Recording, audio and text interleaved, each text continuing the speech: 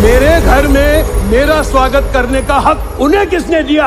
ये मेरा भी उतना ही घर है जितना कि आपका। और अगर आप मेरी दाढ़ी और ओसामा बिन लादेन की दाढ़ी में फर्क नहीं कर पा रहे तो भी मुझे हक है मेरी सुन्नत निभाने का।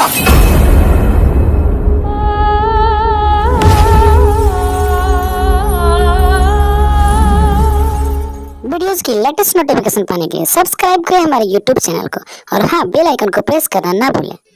सभी इंसान एक जैसे ही तो होते हैं, वही दो हाथ, दो पांव, आंखें, कान, चेहरा सबके एक जैसे ही तो होते हैं।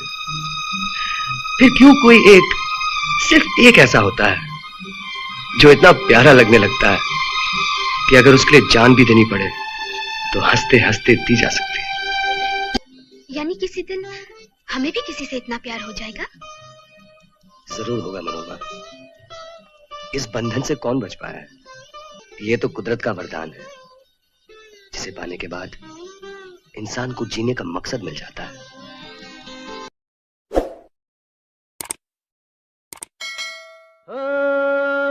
कौन हूं मैं? इन्हें हम प्यार से कहते हैं चिंटू जी, नाम ऋषि कपूर। यहाँ किसी को किसी की खबर नहीं। जन्म 4 सितंबर सन 1952 में हुआ। कपूर साहब, अब आप हमारे बीच अपने किरदारों के साथ जीवित रहेंगे। कभी हंसते हंसाते, कभी डफली बजाते तो कभी रंग गुलाल उड़ाते। आपका इस फानी दुनिया का सफ़र खत्म हुआ।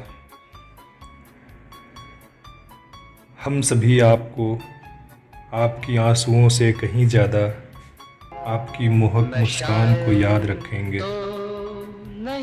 कपूर साहब, जब आपको पहली बार देखा था तब से अब तक देखने की चाहत खत्म न हुई और न होगी। आप जैसा अब यहाँ कोई नहीं होगा। लेकिन वो कहावत है ना कि लेजेंड्स नेवर डाई, तो ठीक आप हमारे लिए कभी दूर न होंगे। आप हमारे 3 पीढ़ियों के लिए हीरो थे, हैं और रहेंगे। चिंटू साहब, आपकी जिंदा दिली हम सबको याद आएगी। 1973 की बॉबी से लेकर 2018 का 102 नोट आउट तक के सफ़र में आपने वह सब कुछ दिया जो आप दे सकते थे। आपका बेबाक होना आपके सफाक दिल होने की गवाही थी। आपने बखूबी राज कपूर की विरासत को आगे बढ़ाया और मेरा नाम जोकर में तो जिस तरह आपने अपने पिता के बचपन का किरदार निभाया था, उसे जीवन के 67 वर्षों तक आपने बढ़ाए रखा।